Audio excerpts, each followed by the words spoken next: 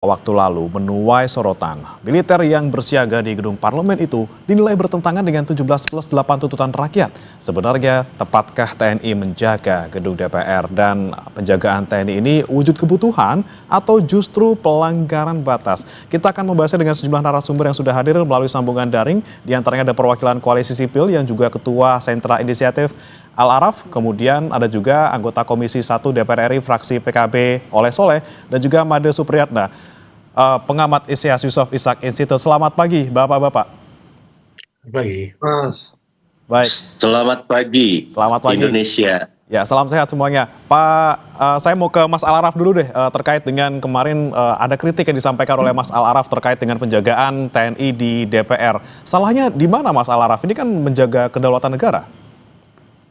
Pertama, secara konstitusional, otoritas yang berhak melibatkan dan mengerahkan militer itu hanya dari presiden, bukan Menteri Pertahanan. Jadi kesalahan pertama adalah otoritas yang mengerahkan dilakukan oleh Menteri Pertahanan dengan menempatkan militer di gedung parlemen. Itu satu hal, karena dalam konstitusi kita, presiden adalah penguasa kekuasaan atas angkatan darat, laut, dan udara.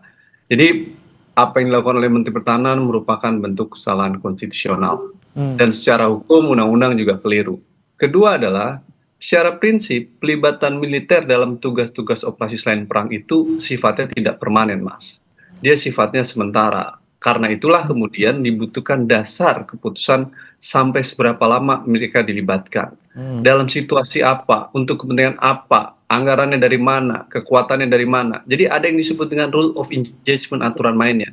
Dia melibatkan militer itu dalam operasi selain perang tidak sembarangan, karena sejatinya tugas militer adalah untuk perang.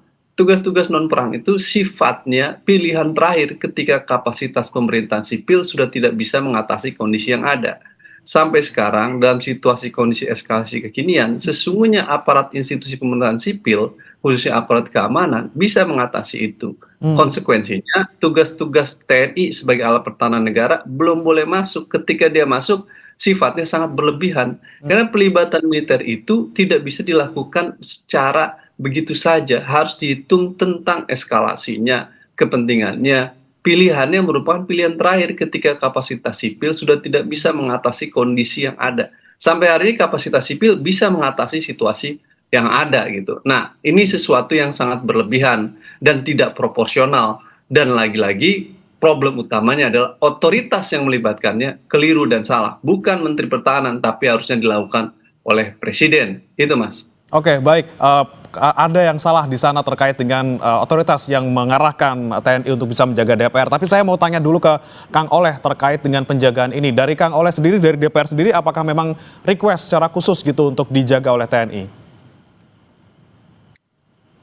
Pertama, saya perlu sampaikan dulu bahwa dalam Undang-Undang TNI terkait OMSP di pasal 7 tentang pengamanan, bahwa TNI mengamankan objek vital nasional yang bersifat strategis.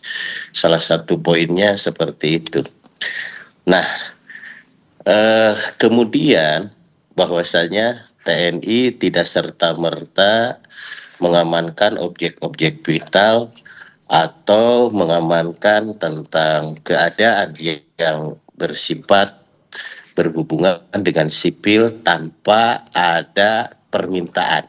Nah itu, pada RDP kemarin ketika pasca kerusuhan, Pak Panglima terutama TNI ini menyampaikan bahwa Polri sudah meminta perbantuan terhadap pengamanan terhadap kondusivitas Indonesia akibat daripada kerusuhan yang terus masif baik di Jakarta maupun ibu kota lainnya.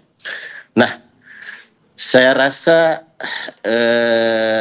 ini menjadi sebuah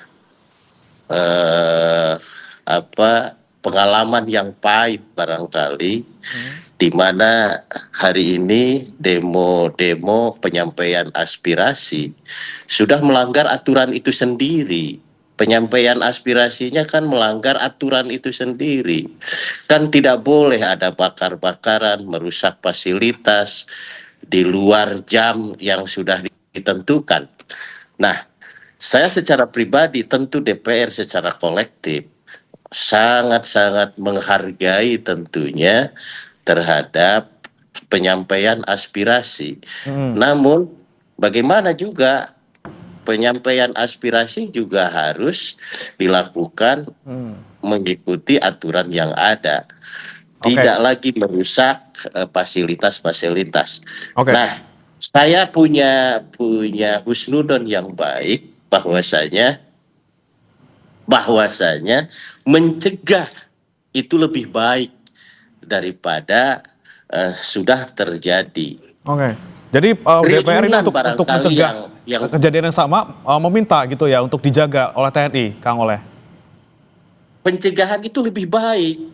Jangan Oke. sampai sudah terjadi baru bergerak. Mhm. Nah, saya sependapat jikalau misalkan di antara kita DPR sendiri, para pengamat, masyarakat tidak punya alat untuk deteksi kapan Indonesia bisa betul-betul damai, Oke. kapan Indonesia betul-betul kondusif.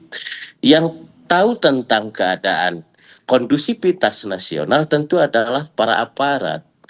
Nah, polisi barangkali Polri ini juga masih minta perbantuan terhadap TNI karena pada RDP yang akhir Agustus bahwa Polri secara resmi meminta bantuan terhadap TNI dalam rangka pengamanan kondusivitas Indonesia. Saya rasa tidak ada yang salah dan tentu sesungguhnya kita semestinya rakyat harus merasa senang dengan adanya penjagaan.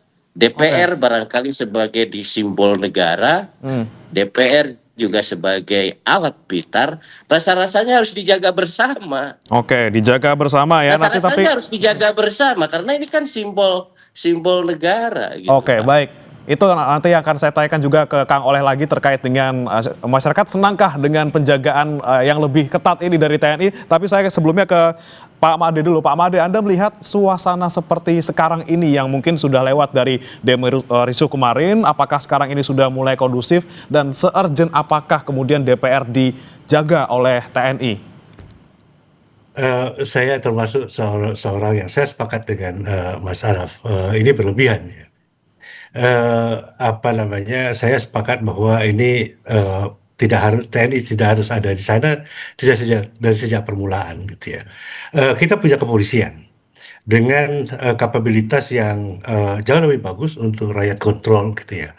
Dan saya tidak yakin bahwa argumennya Pak Mas Soleh tadi bahwa ini akan melindungi DPR. Kalau 50.000 orang datang berdemonstrasi, TNI juga bisa apa? Mau tembakin itu semua, itu nggak bisa. Ya, bahwa ini ada aspek deterrent, saya juga tidak yakin.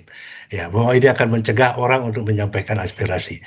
Jadi dalam proses demokratis itu sebenarnya apakah kalau orang salurannya tersumbat, orang merasa frustasi, orang merasa tidak didengarkan, ya orang akan turun ke jalan. Dan dalam jumlah besar itu terjadi di mana-mana, di semua negara yang pernah saya kunjungi, di semua negara yang pernah saya teliti. Ya. Jadi kalau menurut saya mendudukkan DPR sebagai objek vital nasional itu justru merendahkan institusinya sendiri. Jadi protection is control. Ya, jadi kalau orang memproteksi itu artinya mengkontrol. Ada tenang nggak kerja di dalam semasih ada senjata di luar yang berkeliaran seperti begitu. Dan kita tahu di Indonesia ini bahwa TNI adalah salah satu aktor politik juga gitu ya. Itu aspirasi itu tidak pernah hilang. Dan bagaimana kalau seandainya aspirasi yang di dalam DPR bertentangan dengan aspirasi yang menjaga DPR? Nah, ini kan kacau jadinya. Kita punya aparat yang lebih sipil, yang lebih civilized, yang lebih beradab, dan tugas utama TNI ini adalah melindungi negara yang kita cintai ini dari serangan asing. Itu luar biasa, menuntut energi dan perhatian penuh. Oke. TNI tidak seharusnya ada di institusi sipil. Oke, Pak Made, tapi terkait dengan pernyataan tadi Mas Al-Araf terkait siapa yang kemudian menginstruksikan, ini kan Menhan, bukan Presiden. Ada yang salah di sana? Juga secara prosedural saya setuju dengan Mas Al-Araf gitu ya. Kalau presiden pun juga sebenarnya juga bisa keliru. Kalau presiden mendudukan di sana berarti secara konstitusi dia itu sudah jelas diatur dalam konstitusi. TNI bertugas untuk pertahanan negara, mempertahankan kedaulatan negara ini. Dari mana? Dari ancaman asing, bukan dari rakyatnya sendiri. Itu tugas polisional. Ya, itu harus dilakukan oleh polisi. Nah, kalau presiden sendiri tidak taat pada konstitusi, lalu langkah apa yang harus diambil? Kemudian bagaimana pertanggungjawabannya? Ya, pertanggungjawabannya selalu pada konstitusi. Kalau menurut saya sepakat betul dengan itu. Oke, baik. Saya mau ke Mas Al-Araf lagi. Mas Al-Araf, ini kan TNI menjaga DPR, tadi katanya ada permintaan bantuan dari Polri gitu ya, karena mereka mungkin merasa seperti sedang dipojokkan dalam situasi kemarin setelah kejadian Afan Kurniawan ditabrak. Anda melihatnya perlukah memang TNI turun, padahal di sana masih ada polisi yang sejatinya adalah tugas mereka ya menjaga untuk keamanan di dalam negeri seperti itu? Ya, jika benar yang disampaikan Pak Soleh, kalau kita masih belum melihat tentang hal itu, kejelasannya kan itu disampaikan Pak Mas Soleh ya, maka bukan Menteri Pertahanan lagi-lagi Mas, itu bisa dilakukan oleh Presiden kalau polisi meminta perbantuan. Ya, Presiden lah yang memiliki otoritas untuk itu, bukan Menteri Pertahanan. Lagi-lagi, jadi sebagai wakil rakyat, seharusnya Pak Soleh mengkoreksi bahwa Menteri Pertahanan keliru, gitu loh. Karena berdasarkan Undang-Undang TNI 3 2025 yang baru, Mas Soleh yang membuat kekacauan itu di dalam Undang-Undang TNI 34 2004 yang lama, pelibatan operasi selain perang itu harus melalui keputusan politik negara. Dihapus sama anggota DPR. Saya katakan dalam RDPR jangan dihapus pasal itu karena itu aturan main supaya ada legitimasi. Kalau ada kepentingan maka yang berhak untuk mengerahkan hanya presiden. Tapi kan dihapus sama DPR lalu kemudian dirubah menjadi peraturan pemerintah. Sekarang peraturan pemerintah tidak ada sehingga yang terjadi cek kosong. Oleh karena itu ketika Undang-Undang TNI kekosongan memang mengatasi objek vital diatur dalam Undang-Undang TNI, tapi bagaimana pelibatannya diatur melalui PP di Undang-Undang yang baru. PP-nya belum dibuat, itu yang saya katakan DPR dan pemerintah membuat cek kosong dan hari PP belum ada. Ketika itu tidak ada, lalu diatur di mana? Konstitusi, yakni Presiden sebagai penguasa Angkatan Darat, Laut, dan Angkatan Udara. Konsekuensinya, kalau ada permintaan polisi, benar kalau misalnya dikatakan oleh Mas Soleh tadi, gitu, meski saya meragukan tentang hal itu dalam situasi sekarang loh ya, karena situasi sudah kondusif, maka presiden membuat keputusan presiden untuk tujuan apa, berapa lama, kepentingan apa, nanti publik akan menilai apakah presiden rasional atau tidak, ataukah presiden berlebihan. Kalaupun keluar dari presiden, saya setuju sama Bli Made, dalam konteks hari ini keputusan presiden tersebut tidak proporsional dan berlebihan, karena situasi sekarang dalam situasi kondusif. Saya rasa apa yang disampaikan 17+8 itu sangat baik, Mas. Mereka ingin agar militer keluar dari wilayah sipil, militer tidak menjaga demonstrasi karena itu menempat militer seperti pada masa Orde Baru vis-a-vis dengan masyarakat. Sementara kita ingin tentara yang profesional, tentara yang menjaga kedaulatan, tentara yang fungsinya pertahanan. Kita memiliki ancaman-ancaman serius loh terkait dengan persoalan konflik Laut Cina Selatan. Jadi wakil rakyat dan pemerintah jangan narik-narik militer ke wilayah-wilayah yang bukan tugas dan fungsinya, akhirnya memperlemah profesionalisme mereka itu sendiri gitu. Kita harus menghadapi persiapan kemungkinan perang dalam situasi dan kondisi tertentu, bukan menempatkan mereka dalam menghadapi masa aksi. Yang harus kita lakukan bagaimana menghadapi ancaman perang dengan negara lain. Tugas parlemen harusnya mengkoreksi tentang kesalahan itu, bukan membiarkan hal ini.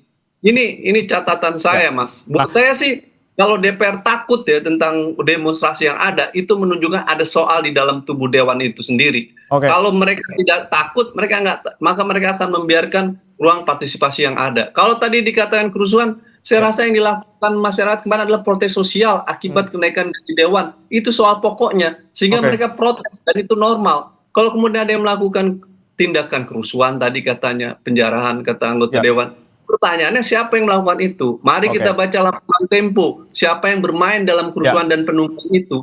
Nah ini yang menjadi soal. Jangan nanti yang menjaga juga kemudian menjadi bagian masalah dalam konteks tekanan massa. Ini masalah. Baik. Saya tanyakan ke Kang Oleh, benar ini DPR sebenarnya lagi takut untuk menghadapi gejolak yang disampaikan oleh rakyat, dan tadi ada juga poin soal 17+8 yang isinya soal tarik kembali TNI ke barak, kemudian jangan luaskan wewenang TNI di sipil. Ini seperti apa nih kabarnya? Kang Oleh, kan sudah ada tuntutan yang disampaikan kemarin untuk hal ini.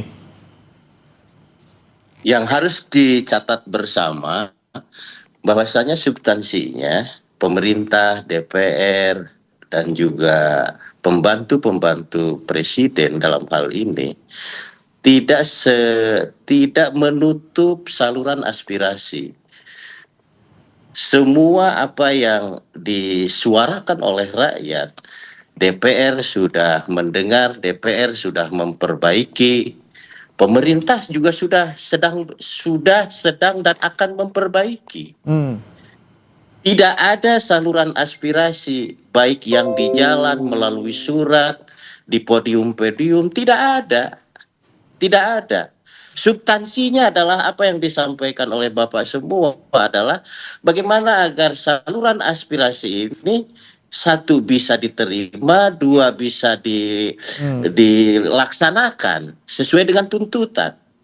Semua hari ini kan sudah sedang dan akan dilaksanakan. Oke, itu kan Tentu untuk tidak beberapa bisa poin yang lain gitu Kang Oleh, tapi ada satu poin yang hari ini kita telapak pertanyakan soal tangan TNI menjaga DPR gitu Kang Oleh. Ada satu poin yang kemudian seperti mundur ke belakang gitu. Gimana Kang Oleh tanggapannya Kang? Kalau yang lain saya yakin sudah sedang dipertimbangkan seperti itu. Substansinya adalah penyaluran aspirasi. Kalau soal pengamanan, negara wajib untuk mengamankan semua objek vital.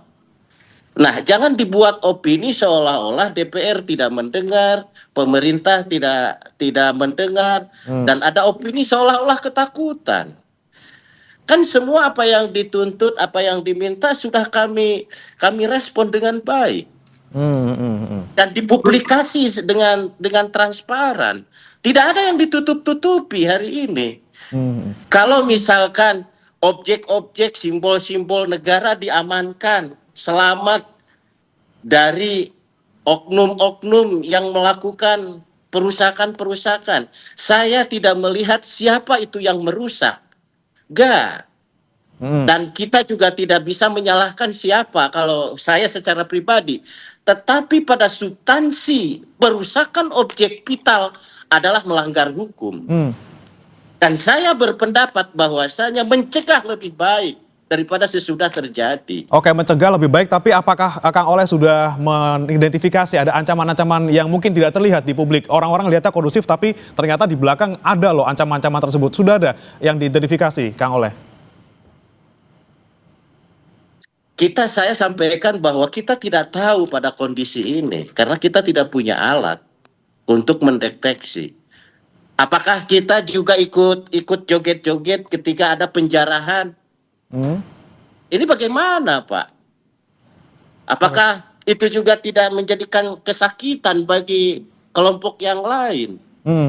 Atau mungkin malah tepuk tangan bagi orang-orang yang suka terhadap kerusuhan?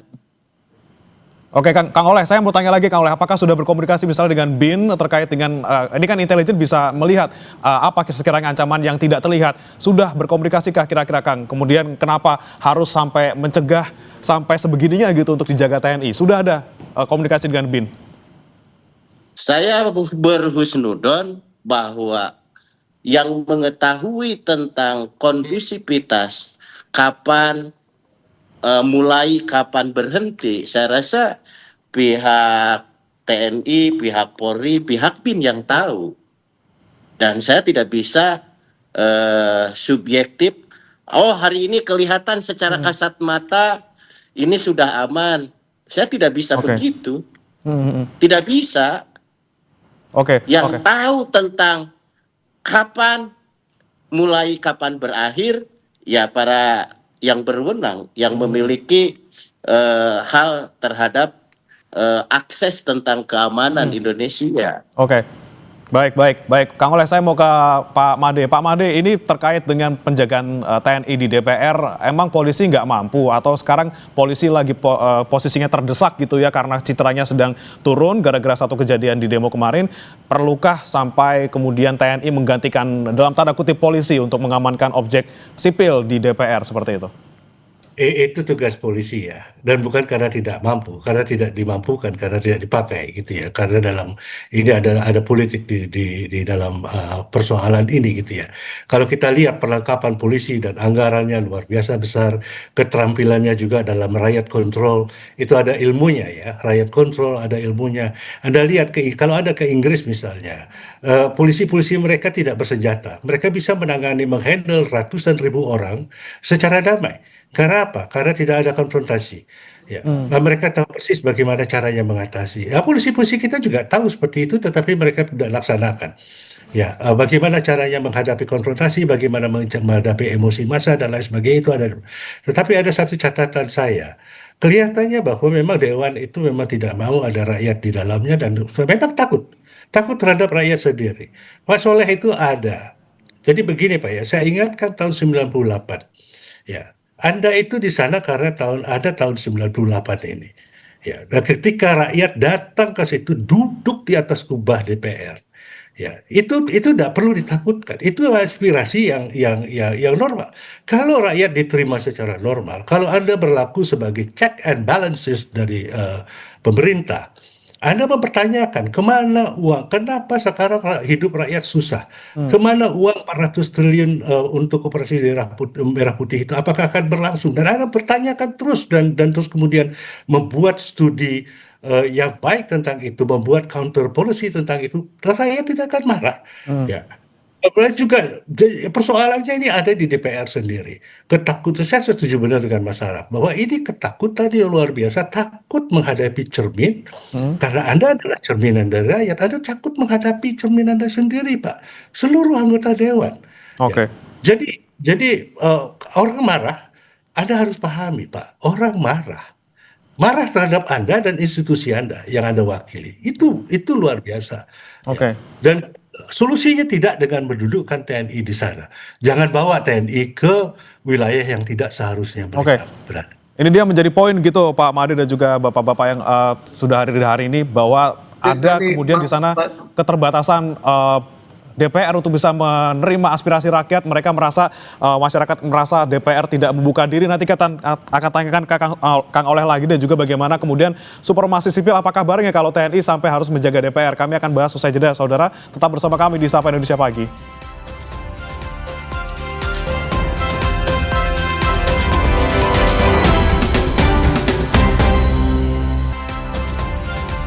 Anda masih bersama kami di Sapa Indonesia Pagi. Saudara, masih terkait dengan penjagaan TNI di DPR. Apakah melanggar batas? Saya mau ke Mas Al-Araf. Mas Al-Araf tadi kan disampaikan oleh Pak Made terkait dengan penjagaan TNI di DPR ini kan kalau misalnya semakin dijaga gitu, suara rakyat dalam tanda kutip merasa semakin dibungkam. Ini DPR seakan-akan pagarnya semakin tinggi. Anda melihatnya seperti apa, Mas Al-Araf? Ya, pertama, tuntutan rakyat dalam 17+8 itu, poin pertamanya Mas Soleh kalau baca adalah meminta agar pemerintah dan DPR menarik militer untuk tidak lagi terlibat di wilayah sipil dan kembali ke bara. Itu tuntutan pertama 17+8 yang dituangkan oleh teman-teman gerakan masyarakat dan banyak tuntutan lainnya. Jadi kalau tadi dikatakan parlemen dan negara sudah mengakomodasi tuntutan rakyat, yang mana justru berlawanan dengan tuntutan rakyat. DPR, pemerintah justru melibatkan militer jaga gedung DPR, padahal itu tidak dikehendaki oleh rakyat. Mereka ingin militer balik ke barak supaya profesional di bidang pertahanan. Jadi nggak ada itu tuntutan yang dipenuhi dalam konteks itu, padahal itu sederhana sekali gitu. Yang kedua adalah gini, DPR itu rumah rakyat. Nanti Anggota DPR itu wakil rakyat, mereka dipilih oleh rakyat. Konsekuensinya mereka harus membuka diri sejauh mungkin terhadap partisipasi masyarakat. Bukan menutup dengan mekanisme pengamanan yang berlapis. Ada pengamanan internal, ada kepolisian, ditambah lagi TNI. Pertanyaannya, apa yang ditakuti dari protes sosial yang dilakukan oleh masyarakat? Seharusnya tidak ada yang ditakuti kalau memang DPR-nya baik, DPR-nya benar. Soalnya adalah masyarakat mengabar DPR tidak baik. Meminta kenaikan gaji, tunjangan, lalu kemudian persoalan pembahasan undang-undang yang dicurigai oleh masyarakat penuh dengan transaksi politik dan lain sebagainya. Jadi berbagai lembaga survei menunjukkan indeks terhadap DPR itu rendah. Itu bukan sesuatu yang saya omongkan, itu fakta yang disampaikan berbagai lembaga. Dalam konteks itu wajar jika ada protes sosial ke DPR. Nah, ketika itu terjadi, Anda harus membuka diri, bukan menutup dengan pengamanan yang berlapis-lapis. Oke. Ya, dalam konstruksi negara demokrasi seharusnya parlemen melihat protes sosial masyarakat adalah kekayaan demokrasi yang harus ditampung, bukan kemudian takut terhadap protes sosial itu. Ini yang menjadi masalah dalam konteks kita kekinian. Yang Gimana? ketiga tadi kata bahasa Mas Soleh tentang mencegah, Mas, ya, itu bahasa dalam konstruksi rezim negara mahstatu, negara kekuasaan, bukan dalam rezim negara hukum gitu. Dalam rezim negara kekuasaan, setiap protes, masa aksi selalu dianggap sebagai ancaman, sehingga negara membangun apa yang disebut dengan politik of fear, tuh, politik ketakutan, seolah-olah dengan melibatkan militer nanti masyarakat takut, masyarakat tidak demo dan lain sebagainya. Jadi buat saya buat apa? Tanpa militer pun ada militer pun mereka tetap akan melakukan protes sosial. Tapi pelibatan militer itu yang diinginkan oleh kekuasaan adalah membangun politik ketakutan itu.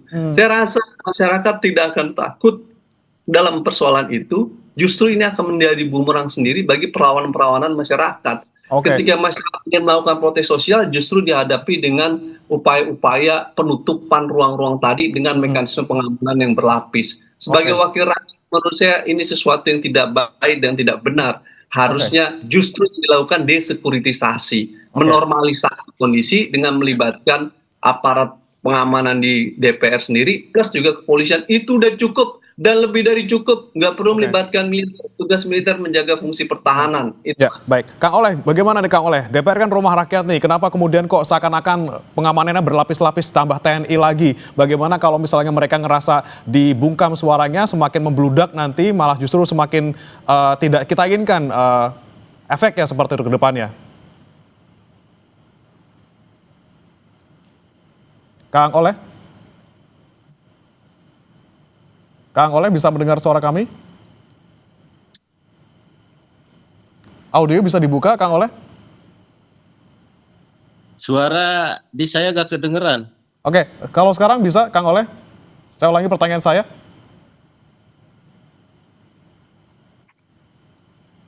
Oke, sebelum saya ke Kang Oleh, saya mau ke Pak Made terlebih dahulu. Pak Made, ini kan ada kemudian yang kita khawatirkan, TNI semakin meluas fungsinya. Kemarin habis menjaga kejaksaan gitu ya, menjadi kontroversi. Sekarang nambah lagi jaga DPR. Ini apa kabar supremasi sipil dan apa kabar nih TNI yang harusnya bisa inline dengan fungsi utamanya?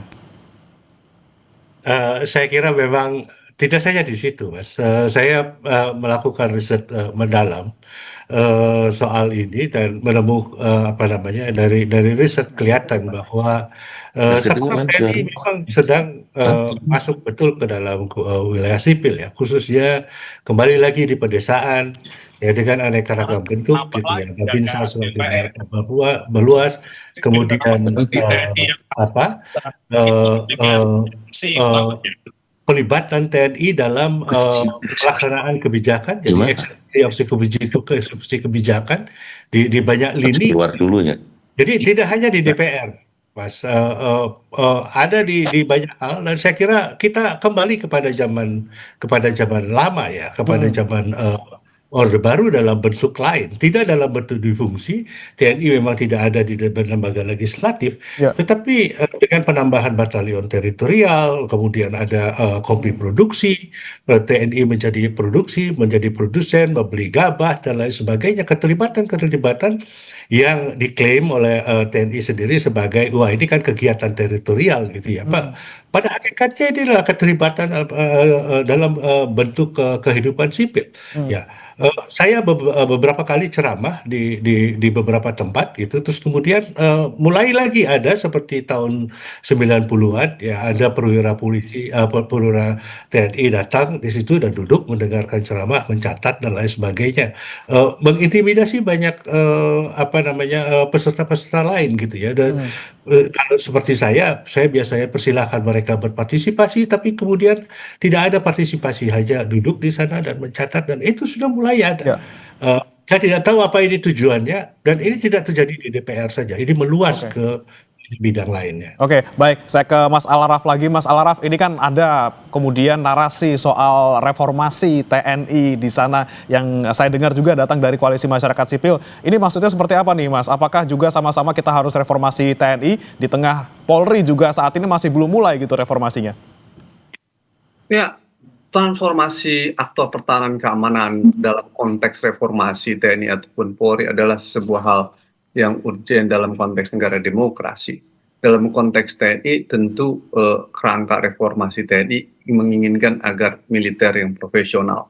Makanya kita bersedia merelakan militer untuk diperkuat persenjataannya, membeli Sukhoi, tank Leopard, lalu kemudian membeli kapal dan lain sebagainya. Itu adalah karena kita ingin militer fungsinya menjaga pertahanan. Karena itu diperkuat alutsistanya supaya pertahanan, supaya profesional. Untuk menghadapi apa? Menghadapi ancaman perang dari negara lain, bukan untuk terlibat dalam masa aksi, demo dan lain sebagainya. Nah, dalam kerangka itu, kerangka transformasi militer untuk wilayah itu, untuk membangun profesionalisme. Jadi kalau menempatkan militer di gedung DPR, maka kita bertanya, buat apa kita mendanai sampai membeli Sukhoi, tank, kapal selam, kalau ujungnya untuk menangani masa aksi, Mas, gitu. Kita membeli alutsista itu dengan jumlah yang besar untuk apa? Pertahanan, menghadapi apa? Menghadapi ancaman negara lain, dalam rangka apa? Menjaga kedaulatan negara. Bukan menghadapi demo massa. Jadi lagi-lagi berlebihan dan tidak profesional pelibatan militer di gedung dewan itu gitu. Oke, lagi-lagi baliklah ke fungsi utamanya gitu ya, sebagai alat pertahanan, bukan untuk di dalam negeri. 17+8 itu benar sekali bahwa militer balik wilayah sipil dan kembali ke dalam fungsi pertahanannya sesuai dengan. Oke, saya kembali coba sapa Kang Oleh. Kang Oleh sudah bisa mendengar suara saya, Kang Oleh? Siap, Mas. Ya, Kang Oleh, tadi pertanyaan juga dari Mas Al-Araf bahwa ini kan DPR rumah rakyat gitu loh, kan kenapa harus ada lapis-lapisan lagi masyarakat bisa masuk gitu, ada polisi di sana, ada TNI di sana. Ini bagaimana dengan aspirasi masyarakat yang takutnya nih Kang Oleh kalau ketahan terus malah justru membludak dan efeknya tidak kita inginkan? Saya garis bawahi ya, kalau ada narasi seolah-olah DPR ini takut terhadap aspirasi masyarakat, takut menghadapi masyarakat, saya clearkan di media Kompas ini, tidak ada yang takut, minta maaf. Rakyat DPR 580 ini kan suka ke dapil melakukan reses. Tidak ada ketakutan sama sekali, yang ada malah sebaliknya. Pimpinan sudah melakukan sebuah kolaborasi dengan seluruh elemen bangsa, mengundang perwakilan-perwakilan. Yuk kita diskusi, apa yang menjadi aspirasi. Tuntutan 17+8 kami hormati, kami sepakat. Bagaimana agar itu bisa diwujudkan. Kan seperti itu. Reformasi DPR RI sudah dilakukan. Perbaikan-perbaikan di pemerintahan sudah dilakukan dan terus akan dilakukan perbaikan. Jikalau ada narasi kata takut tadi, saya rasa tidak sependapat saya. Karena pada dasarnya kami malah mengundang elemen-elemen bangsa untuk diskusi. Tentu saya rasa masyarakat juga tidak sependapat dengan anarkisme penyampaian aspirasi yang melanggar aturan. Karena yang rugi itu masyarakat itu sendiri. Fasilitas-fasilitas yang punya pemerintah adalah dipakai uang rakyat. Dan itu akan dibangun lagi oleh apa? Oleh uang rakyat sendiri. Coba kalau misalkan salah satu contoh DPR di Sulawesi itu nilainya hampir 200-300 miliar. Kalau misalkan alokasi itu untuk sekolah, untuk bantuan para petani dan yang lain-lain, itu kan akan lebih bermanfaat. Sekali lagi saya sampaikan di sini adalah mencegah itu lebih baik daripada sudah terjadi. Kang Oleh, yang ingin saya tanya lagi tadi kan uang rakyat ada di sana untuk bangun gedung DPR, untuk menggaji DPR di sana juga ada uang rakyat di sana. Gak mau dikasih ruangan khusus ataupun area khusus di dalam halaman DPR untuk bisa mereka menyampaikan langsung aspirasi mereka? Hari ini kan sudah diterima, Pak. Kapan ada demo yang tidak bisa difasilitasi? Kan selalu difasilitasi. Tuntutan-tuntutan mereka juga kami respon. Oke. Oke, ini yang kami akan awasi terus, Kang Oleh. Semoga tetap didengarkan aspirasi masyarakat melalui channel apapun. Tapi terakhir, saya mau ke Mas Alaraf dan juga Pak Made. Saya ke Mas Alaraf terlebih dahulu. Apa yang seharusnya dilakukan oleh DPR saat ini? Apakah dengan tadi mencegah lebih baik daripada terlanjur terjadi, atau seperti apa yang seharusnya dilakukan DPR saat ini? Ya Mas, ini DPR ini kontradiktif sikapnya ya. Katanya tidak takut, tapi mengerahkan militer, minta militer masuk. Kalau tidak takut, kurangi kekuatan pasukan di DPR. Cukup aparat keamanan DPR dan polisi, nggak perlu ada militer. Itu pertama. Kedua, katanya memenuhi tuntutan rakyat, faktanya tuntutan rakyat tidak dipenuhi. Misalnya tuntutan 17.8 untuk menarik militer tidak di wilayah sipil, tapi malah membiarkan militer masuk di DPR. Jadi saya menganggap ada kontradiktif dari sikap Dewan yang kemudian ini menjadi masalah soal di kita gitu. Akhirnya orang menganggap wakil rakyat hanya berjanji tapi tidak memenuhi. Realitasnya justru kontradiktif antara yang dibicarakan dengan realitasnya. Jadi buat saya soal pokok kita hari ini adalah upaya mencegah tadi yang disampaikan itu adalah keinginan kekuasaan untuk membangun politik ketakutan atau politik fear kepada masyarakat tuh dengan melakukan sekuritisasi isu dan menjadi isu soal keamanan nasional dan melibatkan militer dalam penanganan itu. Ini bahaya bagi demokrasi. Nah, oleh karena itu ini harus segera dikoreksi karena otoritas untuk persoalan ini ada di Presiden bukan di Menteri Pertahanan dalam mengerahkan kekuatan militer, dan DPR harus mengkoreksi. Terakhir Mas, kalau tadi berkali-kali dikatakan kerusuhan dalam gedung DPR, saya minta harusnya DPR meminta kepada Presiden segera membentuk tim mencari fakta. Mari kita ungkap, kita bongkar semuanya nih. Siapa yang melakukan tindakan kekerasan dan kerusuhan itu secara benar. Buat TPF yang benar, yang independen. Presiden bentuk tim yang investigasi yang independen. Itu kan yang dituntut oleh 17+8 juga. Mari kita cek siapa sesungguhnya yang bermain. Karena saya yakin apa yang dilakukan oleh masyarakat sesungguhnya adalah kemarahan dan protes sosial. Yang melakukan kerusuhan dan kekerasan adalah penumpang gelap. Mari kita bentuk tim TPF. DPR harusnya mendorong ke pemerintah. Kalau tidak berani membentuk tim TPF itu, saya rasa justru masyarakat menduga jangan-jangan yang bermain ini bukanlah masyarakat, tapi dalam level yang lebih tinggi gitu. Oke, baik. Terakhir ke Pak Made, saya singkat saja Pak Made, apa yang harusnya dilakukan sekarang? Apakah harus ditarik pasukan dari DPR, nggak jadi jaga lagi DPR atau seperti apa seharusnya? Saya kira iya, itu satu keharusan dan polisi harus mengambil alih. Polisi itu tuh dananya gede betul, 170-an triliun. Ya, ini dana yang luar biasa besar dan kita tidak mau mereka tidak kerja. Perlengkapan mereka cukup jauh lebih dari cukup. Mereka punya segala-galanya, lebih dari militer, dan mereka punya otoritas untuk itu gitu ya. Dan yang terakhir, yang saya kira yang perlu dipahami, sangat perlu kita pahami di sini adalah demonstrasi secara damai maupun kadang-kadang ada kekerasan. Demonstrasi dan kerusuhan itu berbeda. Riot, tidak ada semua orang berani membakar kantor polisi. Orang lewat di depan kantor polisi aja orang takut kok. Ya, tidak ada rakyat sipil berani membakar kantor polisi. Kalau ada orang berani membakar kantor polisi dan polisi tidak bereaksi, siapa yang membakar? Itu pertanyaan pertama. Pertama yang harus dijawab. Dan siapa yang membakar ini? Dan ini kemudian yang menjadi pertanyaan. Dan mengapa DPR tidak pernah mempertanyakan ini? Mengapa DPR tidak pernah bisa membedakan antara demo, penyampaian aspirasi dengan kerusuhan? Itu dua hal yang sangat berbeda. Ya. Dan itu harus dipahami. Oke, bedakan antara kerusuhan dan juga demonstrasi. Lagi-lagi kerusuhan kita tidak ingin, kita harus cegah semuanya, jangan sampai terjadi. Tapi juga jangan sampai ada narasi politik. Pelakunya berbeda, Mas. Oke, jangan sampai narasi membangun politik ketakutan ini kemudian beredar di masyarakat. Dan lagi-lagi yang paling penting kita nantikan bersama adalah kita tangkap siapa dalam kerusuhan kemarin. Terima kasih Bapak-Bapak sudah bergabung bersama kami. Ada Mas Alaraf, Pak Made dan juga Kang Oleh.